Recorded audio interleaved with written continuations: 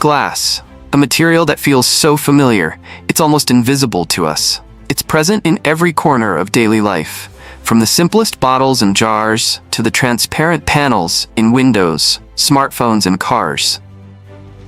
But have you ever stopped to imagine that all of these things are actually born from something as ordinary as tiny grains of sand?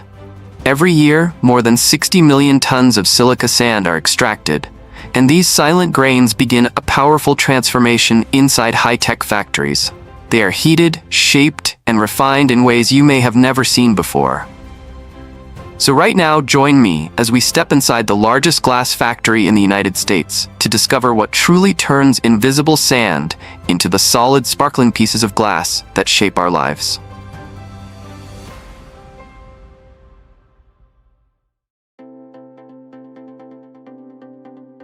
Did you know that glass was discovered completely by accident? Over 2,000 years ago, around 300 BC, ancient Egyptians were heating silica sand mixed with sodium carbonate near an open fire. Without realizing it, they ended up creating a solid, transparent material that had never been seen before. Since then, glass has quietly become part of our everyday lives. It's in windows, bottles, drinking glasses, phone screens. What makes glass so unique is its internal structure. It's transparent like crystal, but also incredibly resistant to heat, corrosion, and even electricity. And perhaps most impressive of all, it can be recycled again and again without losing quality. But here's the paradox. Despite its strength, glass is also fragile. Unlike metals or plastics, it can't bend or stretch. When pushed beyond its limits, it doesn't deform, it shatters. Pretty strange for something that's all around us, isn't it? First, let's take a look inside a glass bottle factory, where ordinary grains of sand go through a truly astonishing transformation. Yes, glass is made from sand, but not just any sand will do. Only the most extremely pure sand, with silica content reaching up to 99%, meets the strict standards required for glass production.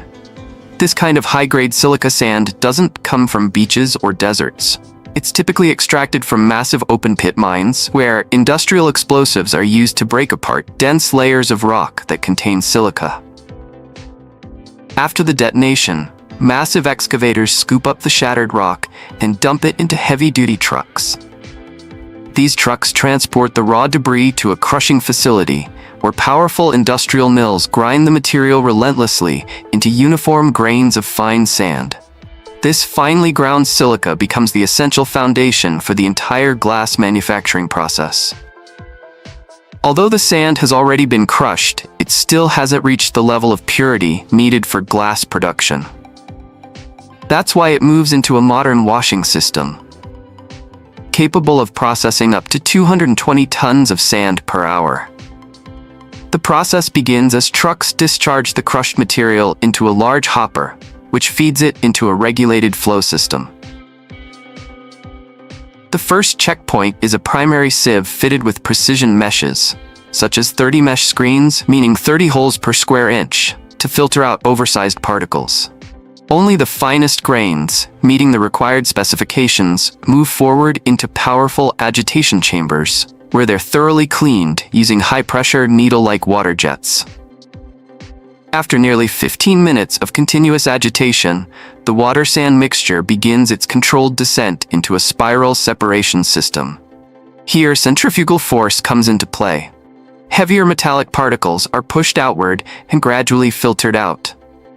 The remaining stream, now lighter and more refined, moves toward a mechanical separator designed to capture any remaining traces of iron. Once the sand is dried, it's loaded into 1-ton bags and shipped to the glass factory. It is the largest glass plant in the United States, which receives more than 5,000 tons of silica sand each week. In addition to the sand, sodium carbonate and calcium carbonate are mixed in. These components alter the structure of the silica, helping to lower its melting point and making the entire mixture easier to fuse. Calcium carbonate also contributes to improving the durability of the finished glass. To add color, specific pigments are introduced, such as cobalt oxide, which creates the distinctive blue hue in certain types of glass. Once all the ingredients are prepared, they are poured into a filtration system to eliminate any final impurities before entering the actual production process. The materials, once filtered, are transported by a belt system of conveyors to the mixing area. These conveyor belts are capable of moving hundreds of tons of sand per hour continuously, without interruption.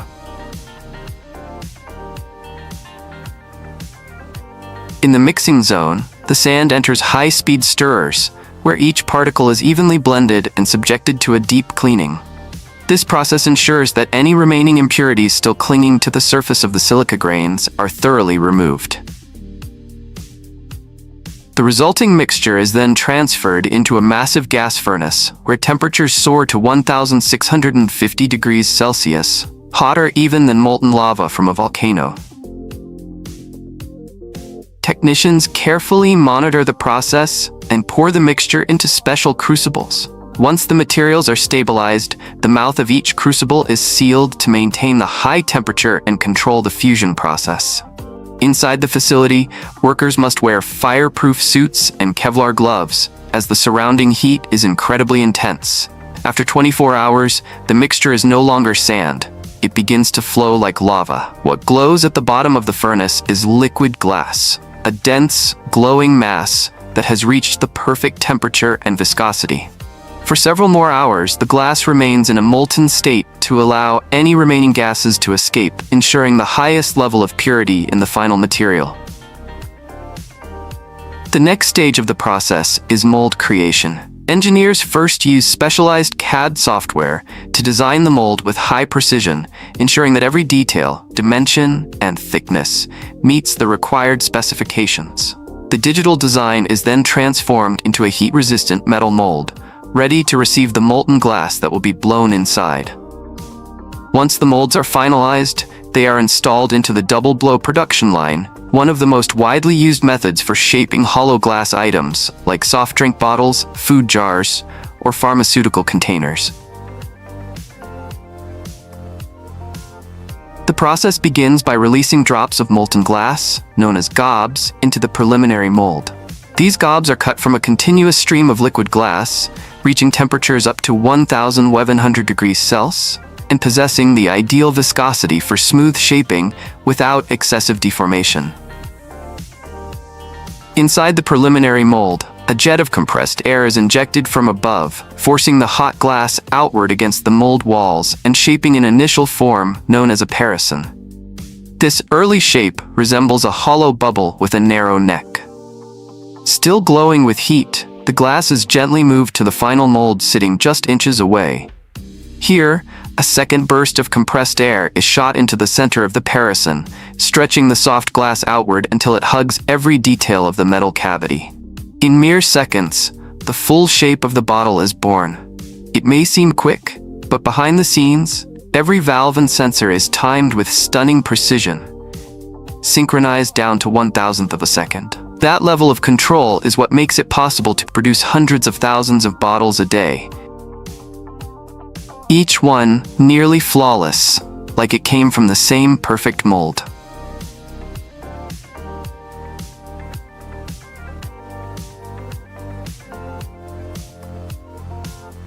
Fresh from the oven, the glass bottles glow red hot, their surfaces shining in the dark like molten iron rods. One by one, robotic arms glide into position. With graceful, carefully programmed motions, they gently pick up each bottle and place it onto the moving conveyor. No rush, no noise, just flawless coordination. The conveyor belt gently moves the freshly molded bottles, still glowing red at the base, toward the cooling zone. They enter a long yellow tunnel where the temperature drops gradually, step by step, allowing the glass to settle without cracking. This slow and careful cooling process isn't rushed. It can take several minutes, sometimes even tens of minutes to complete. As the journey continues, the now cooled glass bottles enter the inspection zone. Here, a network of optical sensors and high-speed cameras constantly scans every bottle in real time. Any flaw, whether it's a crack, bubble, scratch, or slight deformation is instantly flagged and removed from the line. Next comes a detailed check of the bottle's mouth. An advanced automated system carefully rotates each bottle, while optical sensors and mechanical probes work together to spot issues like chipped rims, hairline cracks, or even the tiniest error in size, ensuring only flawless bottles move forward. Then, the glass bottles that have successfully passed all inspections are transported to the palletizing area, where a team of automated robots takes over. These machines are responsible for arranging thousands of bottles with remarkable precision and consistency. Using a clamp system equipped with suction cups, they lower down, lift an entire row of bottles at once, and place them gently onto pallet layers. Between each layer, a protective sheet is added to prevent impact damage during handling or transport. Once stacked, the pallet blocks are tightly wrapped in film by an automatic machine and labeled with a code that matches the production batch.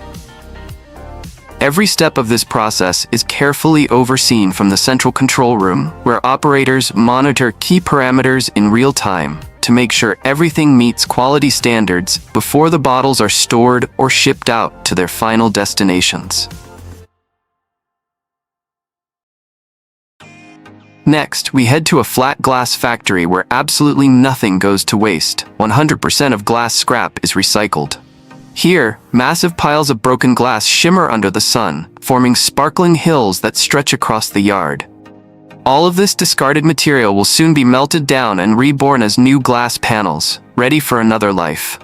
The fragments are collected and poured onto a conveyor belt, where they're blended with pure silica sand and other supporting materials like sodium carbonate. This careful mix not only recycles old glass, but also lowers the melting temperature required, significantly reducing energy consumption throughout the entire production process. Once the mixture of pure sand, sodium carbonate, and recycled glass is fully blended into a uniform mass, it's sent into the fusion furnace, an enormous thermal chamber that runs non-stop at temperatures close to 1600 degrees Celsius. Inside, the material slowly melts over the course of a full 24 hours, allowing every component to fuse completely. The result is a steady, uninterrupted stream of molten glass with exceptional clarity, consistency, and viscosity, ready for shaping into flat panels. After the fusion stage, the molten glass isn't shaped by blowing like in bottle production. Instead, it goes through the float method, a specialized technique used to make flat glass.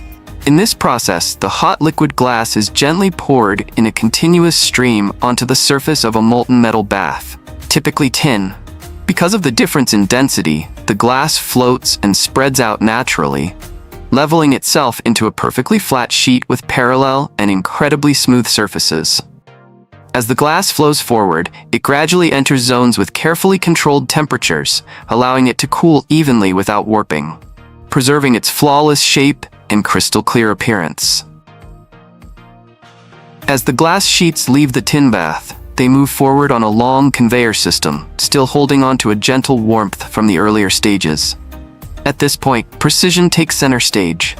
Robotic arms, pre-programmed to exact specifications, glide into action using diamond-tipped blades or laser tools to cut the glass.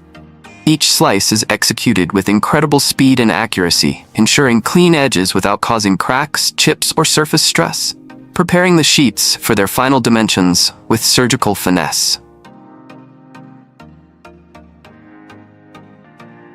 After the sheets are cut into individual panels, their edges remain rough, often uneven or sharp, which doesn't meet aesthetic standards and poses safety risks. To fix this, each panel is sent to a specialized edge polishing machine.